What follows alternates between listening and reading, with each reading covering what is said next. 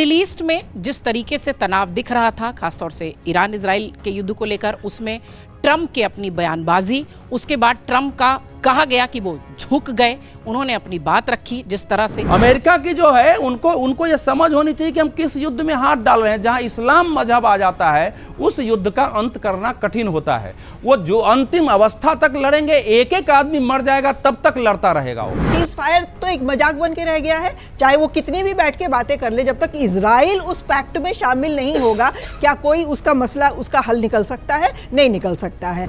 जिस तरीके से हम डोनाल्ड ट्रंप को मानते हैं कि वो युद्ध से बाहर निकलना चाहते हैं, उसी तरह से ईरान भी चाहता है कि अब यदि लंबा युद्ध चला तो हमारा जो भी थोड़ा बहुत बची कुछ स्थितियां हैं वो समाप्त हो जाए। ट्रंप को सम्मानजनक एग्जिट चाहिए इस पूरे, बस ये कहने को हो जाए ना तुम जीते ना मैं हारा वाली चीज हो जाए और वो इस लड़ाई से निकल जाए, जिससे घर में भी उनकी इज्जत बची रहे और विश्व में भी इज्जत बची रहे। तो जहाँ तक मीडिएशन की बात है तो हम तो मीडिएशन स्वीकार ही नहीं करते ना।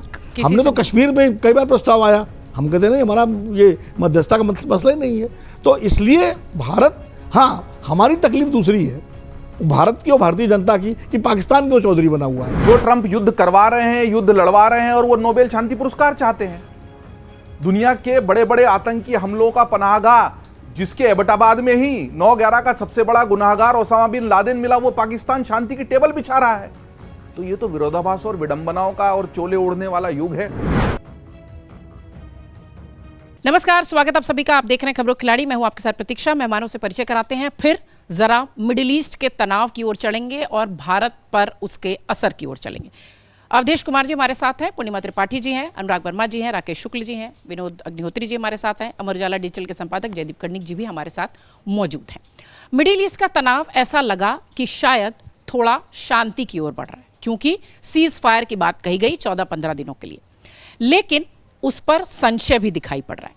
मिडिल ईस्ट में जिस तरीके से तनाव दिख रहा था, खासतौर से ईरान इजराइल के युद्ध को लेकर, उसमें ट्रंप के अपनी बयानबाजी, उसके बाद ट्रंप का कहा गया कि वो झुक गए, उन्होंने अपनी बात रखी जिस तरह से, ये सारी बातें जो इस हफ्ते दिखाई पड़ी मिडिल ईस्ट को लेकर, उसके मतलब क्या है, भारत उसमें कहाँ स्टैंड करता है, भारत की अपनी क्या रणनीति है, आगे की क्या योजना है, और ये मिडिल ईस्ट का तनाव क्या वाकई में इस सीज फायर के बाद कम होता दिखेगा, क्योंकि सीज फायर पर भी संशय है। अवधेश सर, वो ट्रंप की बात से मैं चाहती हूँ कि इस बात की शुरुआत हो और वो वाली लाइन कहें कि बड़े बेआबरू होके ट्रंप ईरान से निकले, कहें क्या ऐसा? देखिए, ये दुनिया का दुर्भाग्य है और मतलब भारत के लिए तो बहुत ही चिंताजनक है कि इस दुनिया में नैरेटिव पर हावी ऐसे लोग हैं जो सत्य को छिपाकर, तथ्य को छिपाकर और इस ढंग से, देखिए ट्रंप जब से बने हैं उनकी जो नीतियां हैं ऊपर नीचे, उसके कारण उनकी एक छवि बनी है।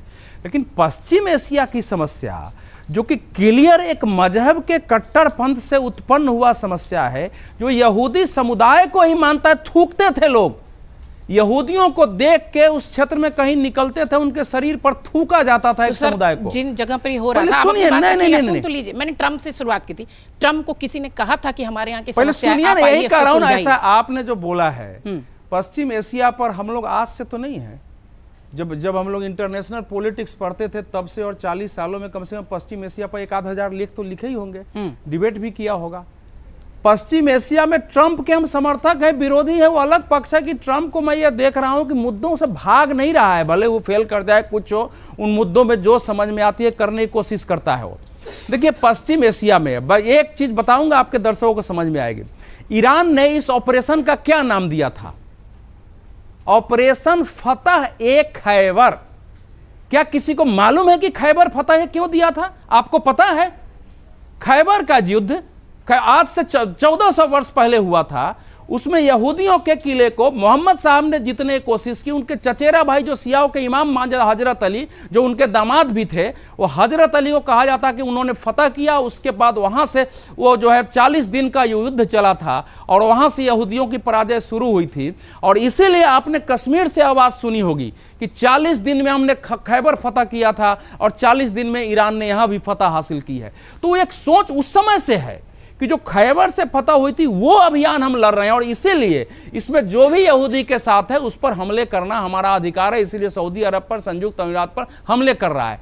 तो ट्रंप या किसी को ना दुनिया में इस चीज को समझे बिना जब हमला करते हैं तो आप एक बेंजामिन नेतन्याहू का भाषण सुन लीजिए कि हमारे साथ क्या हुआ। हमको कहा गया कि तुम्हारा पैगंबर आ गया है, मानो। हमने कहा कि नहीं, हमारे पैगंबर नहीं है।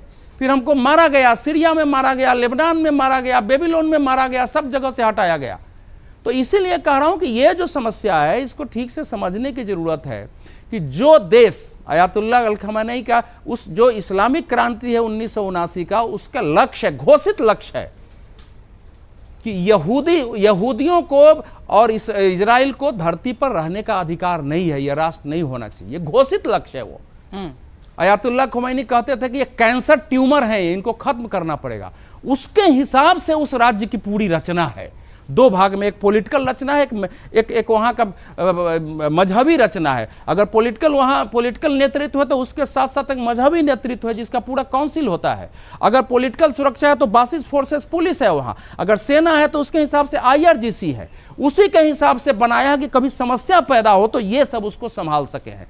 तो ट्रंप का क्या है कि ट्रंप ने जो किया इस समय, उन्होंने एक कोशिश तो की, उन्होंने कोशिश की कि भाई आप सोचिए ना कि ईरान को किससे खतरा है। किसी देश ने नहीं कहा कि ईरान को धरती से मिटा देंगे, सऊदी अरब से। इतने मिसाइल उसने जमा किए हैं, न्यूक्लियर बम बना रहा है, न्यूक्लियर वैज्ञानिक बनाना है, वो आतंकवादी फोर्स खड़ा करता है, हुती को खड़ा करता है, लेबनान में हिजबुल्लाह को खड़ा करता है, हमस को खड़ा कर रहा है और मरवा रहा है। उस सबके पास ड्रोन है और मिसाइल्स है, तो वो खलनायक है ही नहीं। अरे ऐसे दुनिया नहीं होती है। अमेरिका की जो है उनको ये समझ होनी चाहिए कि हम किस युद्ध में हाथ डाल रहे हैं। जहां इस्लाम मजहब आ जाता है उस युद्ध का अंत करना कठिन होता है। वो जो अंतिम अवस्था तक लड़ेंगे, एक एक आदमी मर जाएगा तब तक लड़ता रहेगा, वो ये देखने की जरूरत है। लेकिन आपको पता है सबसे ज्यादा किस 2761 लोग तो उनके मारे गए। मैं सर यही कह रही हूँ कि युद्ध रुक गया, युद्ध हो गया, सब नहीं, युद्ध नहीं रुकेगा ना, इसका कारण देखिए। अरे भाई ये युद्ध रुक ही नहीं सकता है। ठीक है, ये जब तक कि या तो वो इस्लामी मजहब की सोच बदल जाए या इजराइल खत्म हो जाए, ये दो के अलावा तीसरा उस युद्ध चलता रहेगा। अमेरिका हट जाएगा, सभ्यताओं की लड़ाई में तो पिसे जा रहे हैं ना पूरी दुनिया। नहीं, आज से पिसे जा रहे हैं। भारत की बात, अरे वो तो जब से है तब से 500-1500 साल से पीछे जा रहे हैं। ठीक है सर, पर ट्रंप को किसने चौधरी बना के भेजा कि आप जाओ और हमारा मामला सुलझाओ? मैम भारत पर नहीं, मैं आपसे सहमत नहीं सर, सहमत नहीं होंगे, कोई बात नहीं, ऐसे नहीं होता है। ट्रंप को किसी ने नहीं दिया। सुनिए, उस देश के अरब कंट्रीज ने अभी भी बयान दिया, आपको पता है सर। मैं सहमति के लिए कहीं नहीं रही हूँ सर, अब समय नहीं है। नहीं, सऊदी अरब, संयुक्त अमीरात, कतर, ओमान ने कहा है कि आप इस युद्ध को लड़िए, इसको निर्णायक अवस्था तक पहुंचाइए। उसके बयान आ रहे हैं, हम पैसा देने के लिए तैयार हैं। किसने बुलाया है? ठीक है, बुलाया है लड़ने के लिए। भारत पर असर की बात करेंगे क्योंकि मिडिल ईस्ट का तनाव, चूंकि हम ग्लोबलाइज वर्ल्ड में है तो इसलिए वो चूक नहीं कह सकते हम कि नहीं हमारे ऊपर कोई असर नहीं पड़ेगा। यहाँ पर भी एक दो बार चर्चा हुई कि नहीं हमारे ऊपर कोई असर नहीं पड़ेगा। वो कतारें दिखी, वो दिक्कतें दिखी, सरकार दावे कर रही थी कि हमारे ऊपर कोई प्रॉब्लम नहीं आएगी, लेकिन वो सारी चीज़ें दिखी। कहाँ चूक हुई, या आप क्या रणनीतिक थोड़ी कमी मानती हैं भारत सरकार की? देखिए, सबसे पहले तो अभी जो अवधेश जी ने बात की कि ये युद्ध कभी ख़त्म ही नहीं हो सकता, क्योंकि उनका डेथ टू इजराइल एक पर्पस है और इजराइल का अपने एग्जिस्टेंशियल क्राइसिस को लेकर के जो उनके सामने सिचुएशन है, तो वो ईरान को ख़त्म करने के लिए सारा कुछ कर रहे हैं। लेकिन ये बताइए, हमला पहले किसने किया? क्या ईरान ने बढ़ के आगे हमला किया? ठीक है, उनके आतंकवादी संगठन जो सपोर्टेड हैं वो करते रहे हैं, इजराइल में जगह जगह, दूसरे देशों में भी करते रहे हैं वारदातें, लेकिन एज अ कंट्री ईरान ने तो नहीं किसी पे हमला किया था। हमला पहले इजराइल का पिछलग्गू बनके ट्रंप ने किया। ट्रंप को क्या जरूरत थी इस लड़ाई में घुसने की? वही सवाल था मैम। भारत ये लड़ाई तो चली आ रही थी, और अब जो एक ग्लोबल क्राइसिस खड़ी हो गई, हॉर्मुज का स्ट्रेट बंद कर दिया ईरान ने, वो स्ट्रेट अब खुलता दिखाई नहीं दे रहा है। उधर इजराइल सीज फायर के नाम पे जो भी इनिशिएटिव है उसको मानने को तैयार नहीं है। लेबनान पे उसकी पाउंडिंग जारी है, वहाँ बम गिर रहे हैं, मिसाइल गिर रहे हैं, लोग मर रहे हैं। तो इस सीज फायर तो एक मजाक बन के रह गया है, चाहे वो कितनी भी बैठ के बातें कर ले। जब तक इजराइल उस पैक्ट में शामिल नहीं होगा, क्या कोई उसका मसला, उसका हल निकल सकता है? नहीं निकल सकता है। तो भारत की एक कमी हो गई कि भारत को अपनी लीडरशिप पोजीशन थोड़ा लेवरेज कर सकता था, क्योंकि भारत इजराइल से भी बात कर सकता था, भारत ईरान से भी बात कर सकता था, किसी को धरती से मिटा देने का पर्पस लेके आज की दुनिया में कोई अगर चल रहा है तो भारत ये कह सकता है कि ये बेवकूफ़ी आप मत करिए। हम इस पोजीशन में हैं कि हम कह सकते हैं। हाँ, लेकिन तो आजादी के बाद से हम किसी इस तरीके की गुट में जाते ही नहीं, बात ही नहीं होती उसकी। लेकिन हमने एक बैलेंस हमेशा बनाया हुआ था कि हम किसी भी एक एक्सट्रीम के साथ खड़े नहीं दिखाई देते थे। इस बार की हमारी भूमिका थोड़ी डिसअपॉइंटिंग जरूर रही है। भारत अभी भी इनिशिएटिव लेके ये जो एक मॉक सीज फायर का माहौल बनाया जा रहा है उसमें इंटरवीन कर सकता है और एक मीनिंगफुल डायलॉग की तरफ दोनों पक्षों को ला सकता है, क्योंकि ये सच है कि ना ईरान को नेस्तनाबूद किया जा सकता है, ना इजराइल को बिल्कुल धरती से मिटाया जा सकता है। उस सच को स्वीकार करने के लिए भारत दोनों पक्षों से बात कर सकता है, क्योंकि अगर जो बातचीत चल रही है उसके जो टर्म्स हैं, टर्म में सबसे पहला हॉर्मुज़ स्ट्रेट को खोलने का अमेरिका का एक पॉइंट है जो सबसे मजबूत अब हो गया है, और ईरान का है कि वो लेबनान को ख़त्म कर लेगा, ईरान को नेस्तनाबूद कर देगा। तो जब तक इन दोनों पे सहमति नहीं बनेगी तब तक कोई सीज फायर मीनिंगफुल नहीं होगा और भारत इसमें एक इनिशिएटिव रोल ले सकता है। ये मिस हो गया। हमारे पड़ोसी देश जहां खाने को नहीं मिल रहा, समस्याएं इतनी हैं, अपना घर सुधर नहीं रहा, पर वो श्रेय ले रहे हैं कि हमने जो है युद्ध रुकवा दिया और हमने वार्ता जो है अपने यहाँ रखी हुई है। पाकिस्तान का श्रेय लेने की ये बात क्यों आई और वैश्विक पटल पर ये एंगल कैसे दिख रहा है? देखिए क्या होता है प्रतीक्षा जी, गांव में अक्सर होता है कि जब दो लोगों के बीच में झगड़ा होता है ना, तो एक ऐसा घर तलाशा जाता है जहां दोनों लोग बैठ के बातचीत करा जा सके। उसमें ज़रूरी नहीं है कि घर का मालिक उस वार्ता में शामिल हो, जगह बस है, कुछ जगह भर होती है। वार्ता में वो व्यक्ति नीचे बाहर या तो नीम के पेड़ के नीचे खटिया डाल के बैठा रहता है या बाहर बरामदे में बैठा होता है, उसको इससे कोई लेना देना नहीं कि अंदर क्या वार्ता हो रही, क्या सहमति, क्या समझौता हो रहा। तो इसलिए पाकिस्तान की भूमिका की यदि आप बात करें तो पाकिस्तान का चयन मुझे लगता है अमेरिका की तरफ से इसलिए किया गया क्योंकि पाकिस्तान एक तो इस्लामिक कंट्री है, फिर उनकी तरफ से जो बोर्ड ऑफ पीस बनाया गया गाजा के लिए उसका भी सदस्य है, और पाकिस्तान कहीं ना कहीं आज भी अमेरिका के पीछे खड़े रहने वाले यानी कमिटेड तरीके से पीछे खड़े रहने वाले देशों में से एक है। तो इसलिए पाकिस्तान का चयन करने में कोई दिक्कत नहीं है। ईरान के सामने समस्या ये थी कि उसके पास पाकिस्तान जाने के अलावा कोई रास्ता नहीं था, क्योंकि अब ईरान थक चुका है और ईरान अब लंबा युद्ध नहीं चाहता। जिस तरीके से हम डोनाल्ड ट्रंप को मानते हैं कि वो युद्ध से बाहर निकलना चाहते हैं, उसी तरह से ईरान भी चाहता है कि अब यदि लंबा युद्ध चला तो हमारा जो भी थोड़ा बहुत बची कुची स्थितियां हैं वो समाप्त हो जाएंगी। अक्सर हम लोग क्या करते हैं, डोनाल्ड ट्रंप की जो बातें होती हैं उस पर हम उपहास उड़ाते हैं, पर मेरे जो समझ में आया तो वो एक मुहावरे की तरह काम करते हैं, बने रहो पगला काम करे अगला। अब उनका क्या है कि वो तो पगला बन के स्टेटमेंट दे रहे, लेकिन इस्लामिक कंट्रियों को खासकर हमास, हूती, हिजबुल्ला और ईरान पे हमला कौन कर रहा है? इजराइल कर रहा है। इजराइल कहीं भी सीज फायर में नहीं है। हाँ, इजराइल आज भी हमला कर रहा है। तो इसका मतलब क्या हुआ कि हम पगला बने हुए हैं और समझौते की बात कर रहे हैं और अगला अपने काम कर रहा है। तो ट्रंप को भले ही आप अंडर एस्टिमेट करें, लेकिन वास्तव में डिप्लोमेटिक तरीके से वो बार बार स्टेटमेंट देके वो सारी स्थितियों को बैलेंस कर रहे हैं और इजराइल के लिए एक रास्ता तैयार करते जाते हैं कि आप अपने उद्देश्यों को लेके आगे बढ़ो और इधर हम जो विश्व में जो हम स्थितियां हैं उसको हम नियंत्रित कर रहे हैं। तो इजराइल और ईरान के युद्ध में पाकिस्तान में जो वार्ता हो रही है उसमें सबसे मज़ेदार पहलू ये है कि ना तो मिडिल ईस्ट का कोई देश शामिल है और ना ही इजराइल शामिल है। उसमें बातचीत किनके बीच में हो रही है? अमेरिका और ईरान के बीच में। अब ईरान की तरफ से जो 10 शर्तें रखी गई हैं उनको यदि आप देखेंगे तो 5 शर्तें अमेरिका नहीं मानेगा और 5 शर्तें इजराइल नहीं मानेगा। तो वार्ता क्यों हो रही है? वार्ता इसलिए हो रही है कि जो 2 हफ्ता का टाइम दिया गया है वो 2 हफ्ता सीज फायर नहीं है, एक अल्प विराम है जिसको हम कहते हैं मिलते हैं ब्रेक के बाद। तो ब्रेक के बाद मिलने की स्थितियां हैं जो मुझे लगता है फिर 2 हफ्ते के बाद हमें दिखाई देगी। अनुराग सर, वो जो 10 शर्तों की बात कही जा रही है और लेबनान और अपनी संपत्ति जितनी जब्त है वो हमें वापस दी जाए, ईरान की ये 2 मांगे हैं जिस पर कि अभी ऐसा लग रहा है कि संशय है सीज फायर पर। ये 10 शर्तों का जब मामला आया और जिस तरीके से ट्रंप ने कहा कि अरे सभ्यता खत्म कर देंगे फलाना ढिमकाना, वो सीधे जो है फिर 10 शर्तों पर आ गए। क्या ये समझें कि झुके हैं वो? देखिए, ट्रंप झुके हैं या फंसे हैं ये कहना थोड़ा सा मुश्किल है, लेकिन वो ईरान में नहीं फंसे हैं, वो अपने देश में फंसे हैं। उन्होंने ये नहीं सोचा था कि इस लड़ाई में उनको उनके ही घर में लोग जो है सपोर्ट नहीं करेंगे।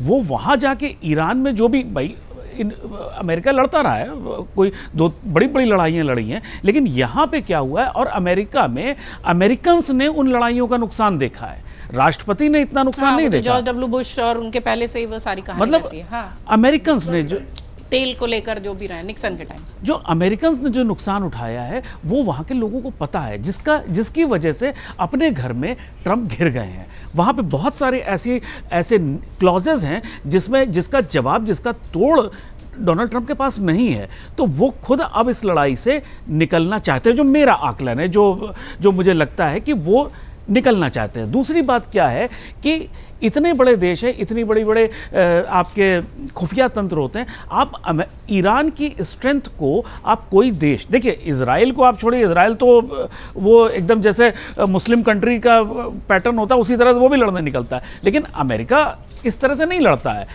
आपको पता ही नहीं था उसकी स्ट्रेंथ क्या है, आप घुस गए, आप 2-3 दिन में निपटा देंगे ऐसा सोच के। मतलब वो उल्टा ईरान ने जो इमीडिएट काउंटर अटैक किया उसमें अमेरिका की कमर टूट गई। जो इनिशियल उसने जो अटैक किए हैं, इनके जो बेसिस को डैमेज किया, उसमें तो अमेरिका फंस गया। अब जो है मुझे ऐसा लगता है कि सिर्फ और सिर्फ इस समय ट्रंप को सम्मानजनक एग्जिट चाहिए इस पूरे, बस ये कहने को हो जाए ना तुम जीते ना मैं हारा वाली चीज हो जाए, और वो इस लड़ाई से निकल जाए, जिससे घर में भी उनकी इज्जत बची रहे और विश्व में भी इज्जत बची रहे। मिडिल ईस्ट में जो ये सीज फायर की बात कही गई, क्या जो ईरान के इर्द गिर्द वाले जो देश हैं वो, क्योंकि वार्ता में कोई भी शामिल नहीं है सिवाय ईरान और अमेरिका के, इजराइल भी उसमें आया नहीं है, क्या लग रहा है कि ये कुछ ऐसा सक्सेसफुल जैसा दिखेगा कि सीज फायर के बाद थोड़ी शांति, या ये तूफान के पहले वाली शांति?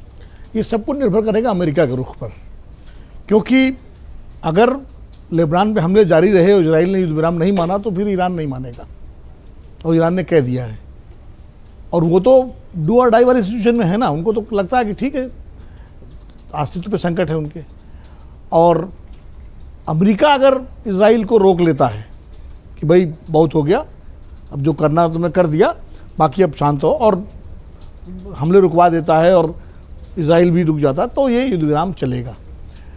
और अमेरिका को भी ब्रीदिंग पे जो ये कह रहे हैं, एक तो फंसा वो क्या, नाटो पूरी तरह इस बार बिखर गया, नाटो ने बिल्कुल उनका साथ नहीं दिया, और यहाँ तक कि नाटो ने कि देशों ने एक तरह से आप देखिए कि अप्रत्यक्ष रूप से ईरान का साथ दिया। अपना एयर स्पेस हम यूज़ नहीं करने देंगे अमेरिका को, निंदा की सारे हमले की, वो चाहे खामनेई की हत्या हो या चाहे बच्चों पर हो, जो वैसे हमले हुए उनकी निंदा की तमाम देशों ने। तो एक तरह से नाटो जो है वो अमेरिका के साथ बिल्कुल अलग हो गया। ये ट्रंप की बड़ी विफलता रही कूटनीतिक मोर्चे पर कि अपना ही खेमा आपके साथ नहीं है, तो वो भी अमेरिका में बहुत नेगेटिव लिया गया उसको भी वहाँ भी। और फिर जिस तरह अमेरिका में प्रदर्शन हुए, 80-90 लाख लोग निकले सड़कों पर उन्होंने, तो और अभी जो इलेक्शंस आ रहे हैं अक्टूबर में, वहाँ जो मिड टर्म उसके होने हैं कांग्रेस के, उसमें बाई इलेक्शंस सारे रिपब्लिकन्स हारे हैं, रिपब्लिकन्स में संतोष है। तो ट्रंप अपने देश में गिरे हुए थे, क्योंकि ये पूरा युद्ध जो था ये उन्होंने कोई किसी इसका कारण ही नहीं समझ में आया कि आप क्यों, मतलब जो है जब जिनेवा में बातचीत लगभग पूरी होने वाली थी तो आपने पूरा उसका इंतजार किया। अगर उससे ईरान बैकआउट कर जाता, वो वार्ता विफल हो जाती, तो भी समझ में आता कि भाई आप कार्रवाई करने जा रहे हैं। तो कुल मिलाकर के इसका कोई नैतिक आधार अमेरिका और ट्रंप साहब नहीं दे पाए, एक तो ये रहा। तो इसलिए सब कुछ निर्भर उन पर करेगा। रही बात इजराइल की और ईरान की, देखिए इजराइल ये सही है कि अयतुल्लाह खुमैनी ने अपने भाषण में कहा था, लेकिन इजराइल भी तो ग्रेटर इजराइल की बात कर रहा है, वो लेबनान को भी लेना चाहता है, वो कतर का भी एक बड़ा हिस्सा लेना चाहता है। तो ये लड़ाई अस्तित्व की, दरअसल इसके 20 तो 1948 में पड़ गए थे, जब ऑटोमन एम्पायर के बाद फिर भाई इनका कोई देश नहीं था यहूदियों का, तो ये हुआ कि भाई यहूदियों को एक देश मिले। तो यही तय हुआ था कि 2 देश बनेंगे, एक यहूदियों के लिए, एक अरबों के लिए फिलिस्तीन। इजराइल ने फिलिस्तीन को स्वीकार ही नहीं किया आज तक। तो आप अपने लिए तो कह देते हो कि साहब हम जो है हमारे लिए ईरान ये कह रहा है, लेकिन आप फिलिस्तीन कहाँ स्वीकार कर रहे हो? आपने जो ईरान तो खाली भाषण दे रहा है, आपने तो गजा में और सब जगह वो कर दिया जो कर। और सबसे ज़्यादा तो यहूदियों पर अत्याचार हिटलर ने किया, जर्मन में हुआ। 60 लाख यहूदी जो है गैस चैम्बर में डाले गए, तो जर्मनी तो आपके जर्मन को मिटा दोगे क्या? या तो बहुत सारी ऐतिहासिक चीज़ें हैं ये। मुझे लगता है कि, और जहाँ तक अरब देशों की बात है, जीसीसी कंट्रीज़ की, वहाँ एक फ़र्क करना पड़ेगा हम, वहाँ के शासक और वहाँ की जनता। शासकों के हित अमेरिका के साथ हैं, शासकों के इन्वेस्टमेंट अमेरिका के साथ हैं। वो पूरी तरह से मोनार्कीज है, वहाँ कोई डेमोक्रेसी नहीं है, वहाँ कोई कलेक्टिव गवर्नमेंट नहीं है, वहाँ सब सुल्तान और राजा और शाह और शेख हैं। और जनता जो है उसकी सहानुभूति ईरान के साथ थी पूरी लड़ाई में। अब देखिए वो शिया सुन्नी का भी मतभेद भूल करके, तो ये भी एक बड़ा कंट्रडिक्शन है। इसीलिए उन शासकों पर भी दबाव था। वो एक तरफ ईरान को तो ख़त्म करना चाहते हैं वहाँ के शासक, लेकिन वो अपनी जनता को भी देख रहे हैं। और जिस तरह अमेरिकन बेसिस का नुकसान हुआ है, तो जो भ्रम था कि अमेरिका सुरक्षा देगा इनको, वो भी टूट गया। तो कुल मिलाकर के बड़ी जटिल स्थिति है। और ईरान भी युद्ध विराम तो ईरान भी चाहता, कौन सा देश नहीं चाहेगा भाई?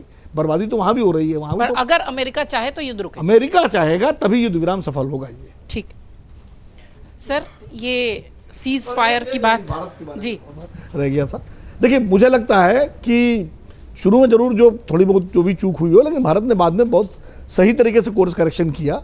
और हमने इसी तरह हमारे जहाज भी वहाँ से हरमुज से निकलते रहे, और किसी तरह का बड़ा संकट एनर्जी का, ऊर्जा का भारत को नहीं झेलना पड़ा है।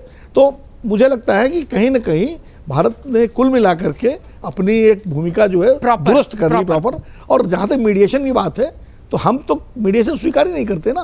हमने तो कश्मीर में कई बार प्रस्ताव आया, हम कहते नहीं हमारा ये मध्यस्थता का मसला ही नहीं है।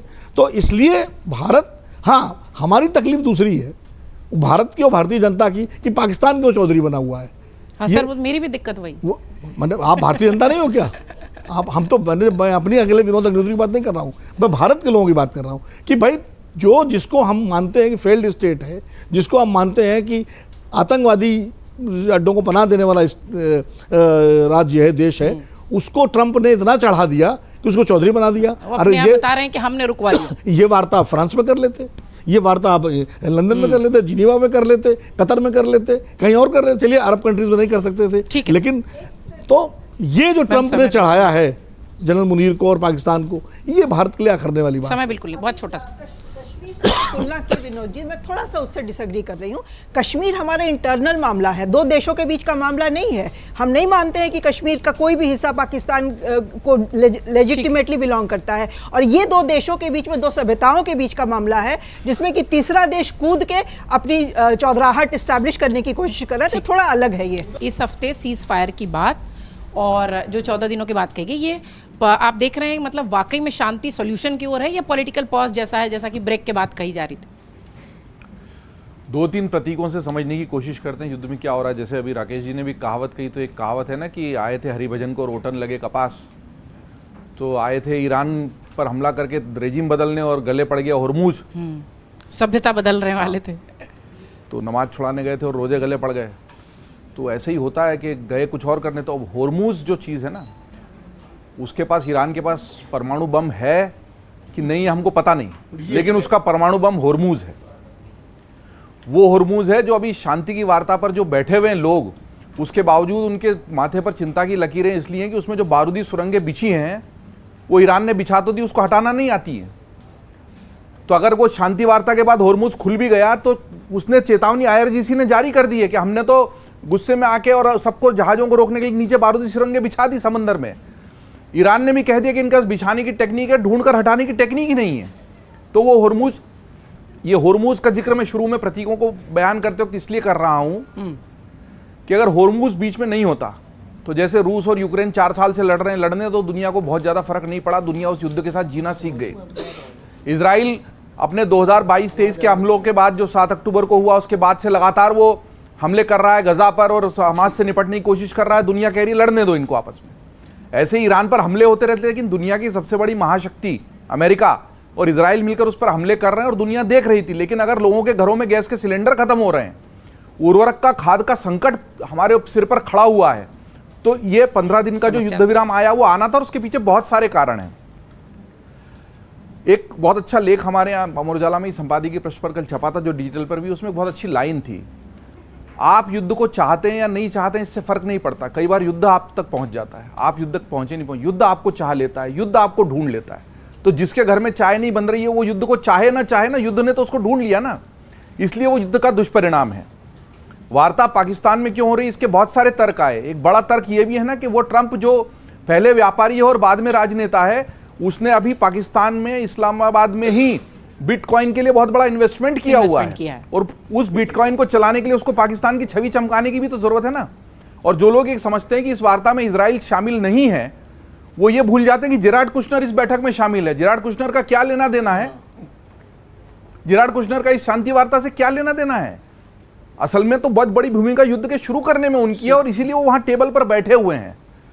और उसमें जो गालिबाफ गए हैं संसद के जो अध्यक्ष हैं ईरानी, उन्होंने प्रतीक गढ़ने शुरू कर दिए हैं। वो जिस जहाज से इस्लामाबाद पहुंचे हैं उसकी खाली सीटें जो थी उस पर उन्होंने मिनाब स्कूल में जो मरे हैं उनके फोटो लगा कर रखे हैं, बच्चों के बैग्स लेकर गए वो। तो इसका मतलब उन्होंने अमेरिका को और दुनिया को वार्ता से पहले ही संदेश दे दिया है।